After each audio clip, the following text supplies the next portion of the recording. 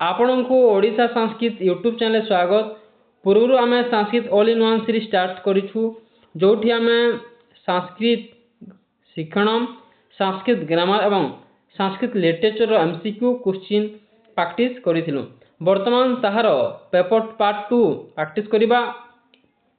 आई सीरीजटा निहाती आग आसुवा SSC TGT ओस्टेट एवं अन्य संस्कृत एग्जाम बहुत हेल्पफुल हम। तेबे जो माने प्रथम थर पर आम चैनल को आसी तेबे निहाती सब्सक्राइब करनियंतु एवं चैनल को एवं लाइक शेयर करंतु। देखिबा क्वेश्चन आड़क जा। प्रथम क्वेश्चन अछि कस्य कौशलस्य विकासाय अभिनय विधि श्रेष्ठ मन्यते।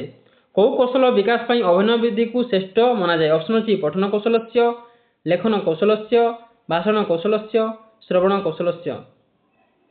सठिक उत्तर कौन होना? अभिनय विधि पई आमे कौ कौशल निहाती आवश्यक ना? ऑप्शन सी भाषण कौशल निहाती आवश्यक। तेन ऑप्शन सी बा ऑप्शन गो भाषण कौशल विधि अभिनय विधि पई निहाती आवश्यक। परवर्ती प्रश्न कठिन शब्दानाम अर्थ स्पष्टीकरण कस्य शिक्षणस्य मुख्य उद्देश्यमस्ति। कठिन शब्दर अर्थ स्पष्टीकरण पई केउं शिक्षण मुख्य उद्देश्य? ऑप्शन सी गद्य शिक्षणस्य, पद्य शिक्षणस्य, व्याकरण शिक्षणस्य, अनुवाद शिक्षणस्य। सठिक उत्तर कौन हो ना? सठिक उत्तर हो ऑप्शन कौड़ा हो? ऑप्शन क गद्य शिक्षणस्य। तेन ऑप्शन ए ऑप्शन क हो सठिक उत्तर। परवर्ती प्रश्न हर्वटीय पंचपदी विधौ क पद न अंतर्भवति। हर्वटीय पंचपदी रे कौ पदटा अंतर्भुक्त नहीं। ऑप्शन अच्छी प्रस्तावना, प्रस्तुतिगण, मूल्यांकन, प्रयोग। सठिक उत्तर कौन हो?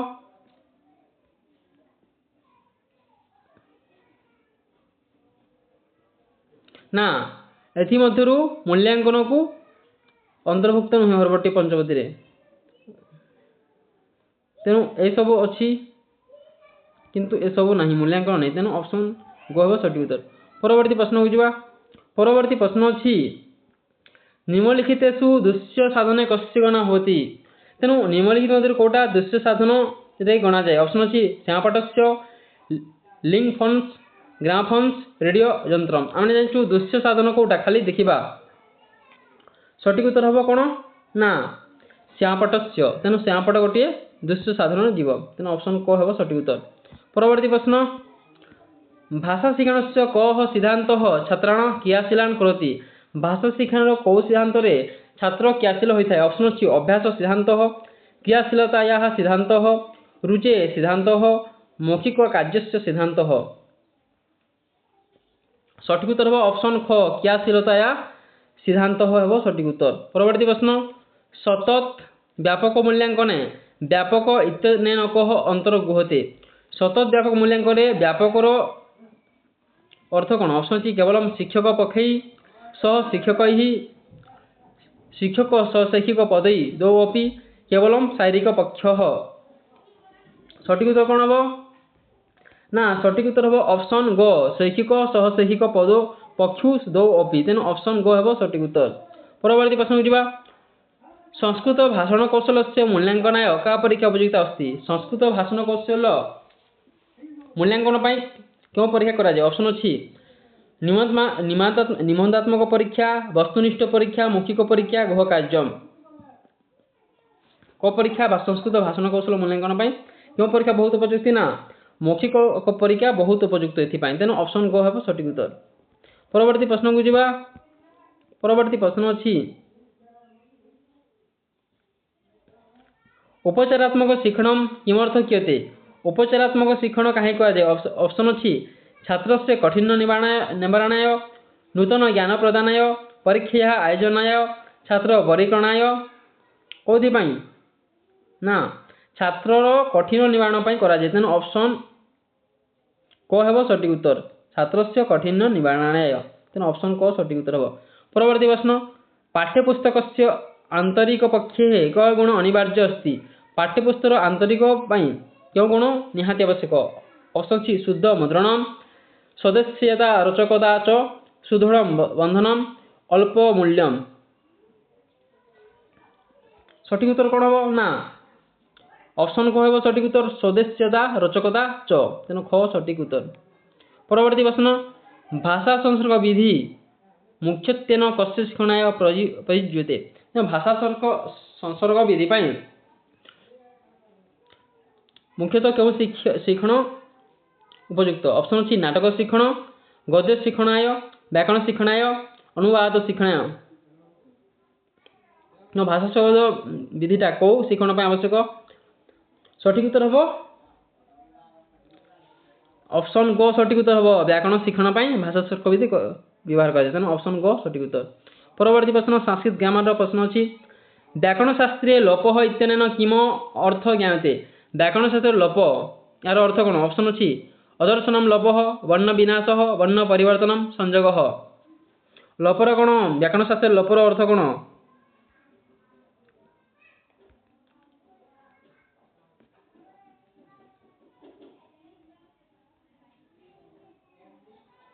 এর সঠিক উত্তর হবে অপশন গ অদর্শনম লোপ। পরবর্তী প্রশ্ন অই উণ ইতি মহাস্বর সূত্রে ক ইত্যসংজ্ঞা বর্ণ অস্তি। তেণু অই উণ এই মহাস্বর সূত্রে ইৎসংজ্ঞা বর্ণ কোউটা? অপশন ଅଛି অ ই উ ণ।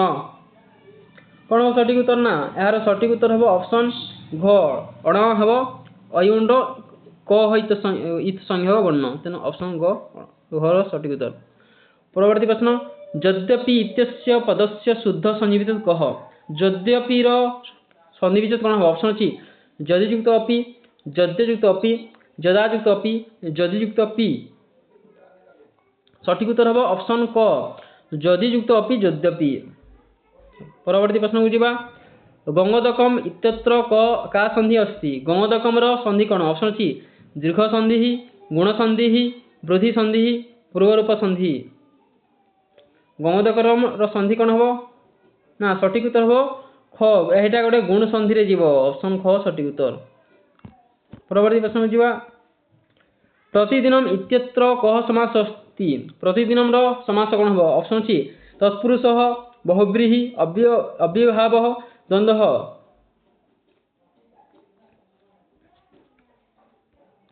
প্রতিদিনর সমাস হব অপশন গ সরি অপশন প্রতিদিনর সমাস হব অপশন গ অব্যয়ভাবী সমাস হব। দিনম দিনম তেণু গোটে অব্যয় রହୁଛି ସେଥିପାଇଁ এটা গোটে অপ্রয়োহী ভাব সমাস হব। পরবর্তী প্রশ্ন পীতাম্বর বিষ্ণু যেটা ইত্যত্র ক সমাস। পীতাম্বরর পীতম অম্বর যস্যসা পীতাম্বর ক সমাস যাଉଛି? না ଏହା ବହୁବ୍ରୀহি ଯାଉଛି ତେଣୁ ଜଣକୁ ନ ବୁଝାଇ ଅନ୍ୟ ଜଣକୁ ବୁଝାଇବା ଯେଉଁ ଅର୍ଥରେ ବିବାହ ହୋଇଛି ସେ ଅର୍ଥକୁ ନ ଯାଇ ଅନ୍ୟ ଅର୍ଥରେ ବିବାହରେ ତାକୁ ବହୁବ୍ରୀହି କୁହାଯାଏ ତେଣୁ ଅପଶନ খ ହେବ ସଠିକ ଉତ୍ତର ବହୁବ୍ରୀହି ହେବ। ପରବର୍ତ୍ତୀ ପ୍ରଶ୍ନ ସ୍ନେହାତ୍ ବିଭେତି ଅତ୍ର ସ୍ନେହାତ୍ ପଦେ କା ବିଭକ୍ତି अस्ति। ସ୍ନେହାତ୍ ବିଭକ୍ତି ଏଥିରେ ସ୍ନେହାତରେ କୋଉ ବିଭକ୍ତି ଅଛି? ତେଣୁ ଯୋଉ ପାଖେ ଭୟ ଜାତ ହୁଏ ସେଟା କୋଉ ବିଭକ୍ତି ଯାଏ? ଅପଶନ ତୃତୀୟା, ଚତୁର୍ଥୀ, ପଞ୍ଚମୀ, ଷଷ୍ଠୀ। ନା ତାହା କୋଉ ବିଭକ୍ତିରେ ଯାଇଥାଏ? ବିଭ୍ୟତ୍ ପାଖରେ ତାହା ପଞ୍ଚମୀରେ ଯାଇଥାଏ ତେଣୁ ଅପଶନ ଗ ହେବ ସଠିକ ଉତ୍ତର। ପରବର୍ତ୍ତୀ ପ୍ରଶ୍ନକୁ ଯିବା ହରଏ ରଚତେ ଭକ୍ତି ଅତ୍ର ହରଏ ପଦେ କସ୍ମାତ୍ ସୂତ୍ରାର୍ଥ ଚତୁର୍ଥୀ ବିଭକ୍ତି ଅଭବତ୍। ହରେ ରଚତେ ଭକ୍তি ହରେ ପାଖେ କୋଉ ସୂତ୍ରରେ ଚତୁର୍ଥୀ ବିଭକ୍ତି ହୋଇଛି? অপশন জি ধারেরুত্তমণ, রুত্যার্থনম প্রিয়মাণঃ, স্পৃহেরপ্সিতঃ, তাদর্থে চতুর্থী। না এটা রুচ্যার্থনম প্রিয়মাণরে যাଉଛି রুচি বা অর্থরে চতুর্থী বিভক্তি হয়েছে তেণু অপশন খ সঠিক উত্তর। পরবর্তী প্রশ্ন দুষ্টবান ইত্যত্র কহ প্রত্যয় अस्ति। দুষ্টবান ଏହା ପାଖରେ କୋଉ ପ୍ରତ୍ୟୟ ଅଛି? ଅପଶନ ସି କ୍ତ, କ୍ତବତୁ, କ୍ତବ୍ୟତ୍, ଶତ୍ରୁ।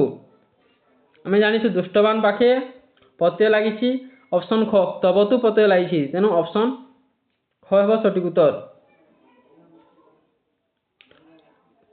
পরবর্তী প্রশ্নକୁ ଯିବା পরবর্তী প্রশ্ন ଅଛି অস্মৎ শব্দস্য প্রথমা বিভক্তি বহুবচনে কি রূপ ভবতি। অস্মৎ শব্দর প্রথম বিভক্তির বহুবচন রূপ কোন হব? ଆମେ ଯୋଉ ଅହମ ଶବ୍ଦର ପ୍ରଥମ ଯାଇ ଅହମ ପ୍ରଥମ ବିଭକ୍ତି ଏକବଚନ, ଆବାମ ଦ୍ୱିବଚନ, ବୟମ ବହୁବଚନ ତେଣୁ ଅପଶନ ଗ ହେବ ସଠିକ ଉତ୍ତର।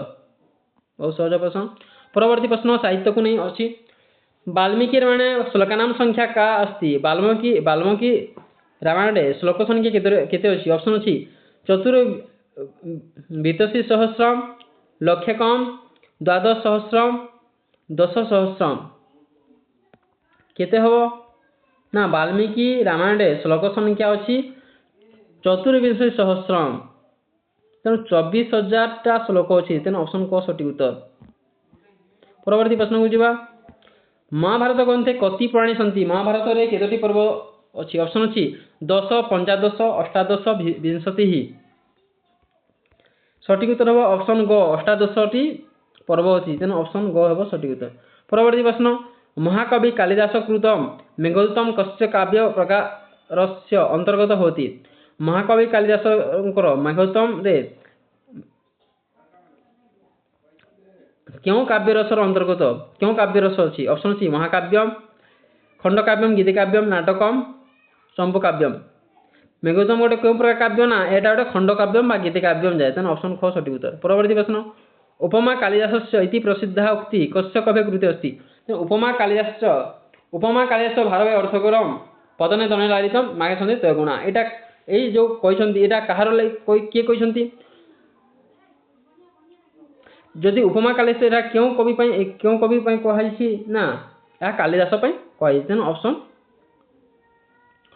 ग हेबो सठिक उत्तर। परवर्ती प्रश्न को जिबा काव्यादर्श इति प्रसिद्धस्य अलंकार ग्रंथस्य रचयिता कह काव्यादर्श एई प्रसिद्ध अलंकार ग्रंथर रचयिता की ऑप्शन अछि उमट्टः भामह दंडी आनंदवर्धनः सठिक उत्तर कोन ना एटा दंडी द्वारा लिखा जाइछि तेन ऑप्शन ग हेबो सठिक उत्तर। परवर्ती प्रश्न रघुवंशम महाकाव्ये कति सर्गा सन्ति रघुवंश महाकाव्य रे केतोटी सर्ग अछि ऑप्शन अछि 17 18 29 22 सठिक उत्तर हबो 29 तेन ऑप्शन ग हबो सठिक उत्तर 19 टी सर्ग अछि बा 29। परवर्ती प्रश्न को जिबा स्वप्नवासवत्तम इति प्रसिद्ध नाटकस्य लेखक के कह स्वप्नवासवत्तम प्रत्यय नाटक लेखक की ऑप्शन अछि भासः कालिदासः शूद्रकः विशाखदत्तः सठिक उत्तर हो ऑप्शन ए भासंक द्वारा स्वप्नवासवत्तम नाटक लिखाइछि। परवर्ती प्रश्न महाकवि भासस्य कति नाटकानि संप्रति उपलभ्यन्ते वर्तमान महाकवि भासंकर केतोटी नाटक उपलब्ध अछि ऑप्शन अछि 10 12 13 14 आमे जानिछु भासंकर केतोटी नाटक अछि ना 13 टी नाटक अछि तेनु 13 नाटक उपलब्ध तेनु ग सठिक उत्तर। परवर्ती प्रश्न को जिबा परवर्ती प्रश्न अछि मुद्रा राक्षसम नाटकस्य मुख्य रस कस्ति मुद्रा राक्षसम नाटकर मुख्य रस कोन ऑप्शन अछि शृंगार रस वीर रस करुण रस हास्य रस को प्रकार रस अछि ना एटा मुद्रा राक्षस रे गोटे वीर रस अछि तेनु ऑप्शन ख सठिक उत्तर। परवर्ती प्रश्न पंचतंत्रम इति लोकप्रसिद्ध कथा ग्रंथस्य लेखक कह पंचतंत्र प्रसिद्ध ग्रंथर लेखक की आमे जानिछु ऑप्शन अछि नारायण पंडित विष्णु शर्मा गुणाढ्य समदेव ना पंचतंत्र को किए लिखिछन्ति ना विष्णु शर्मा लिखिछन्ति एटा किंतु हितोपदेश को लिखिछन्ति नारायण पंडित हितोपदेश को नारायण पंडित लिखिथा बेले पंचतंत्र को विष्णु शर्मा लिखिछन्ति। तो आज आम all in one Sanskrit series रो पेपर जो पार्ट 2 प्रैक्टिस करा निहाती आपण मानक पई बहुत हेल्पफुल होइथबो तेबे आम चैनल को जदि ए पर्यंत सब्सक्राइब करना तेबे सब्सक्राइब करना एवं वीडियो केमिति लागला निहाती मतामत देबे तेबे ता आगरु वीडियो शेष करबारो आम गोटे प्रश्न पचारबा ताहार आंसर आपण कमेंट देबे। प्रश्नटी हेबो चंडी शतकम कहा द्वारा लिखित होइछि प्रश्न अछि चंडी शतकम कहा द्वारा रचना कराइछि चंडी शतकम कहा द्वारा रचना कराइछि एही प्रश्न उत्तर आपण कमेंट जणाइबे। तो आज वीडियो एतिके रहउछि धन्यवाद।